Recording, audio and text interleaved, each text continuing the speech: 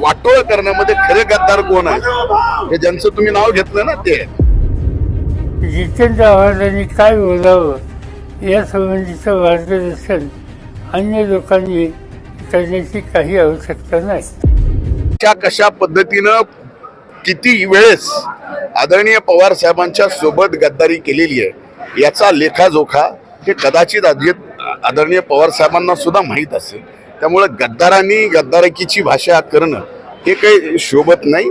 आमचं फक्त एवढंच आहे की आम्ही आणखीनही मर्यादा ठेवून बोलतोय. मर्यादा ठेवून बाजूला ठेवून बोलायचं म्हणल्यावर त्या पद्धतीनं आम्हाला सुद्धा बोलता येऊ शकतं.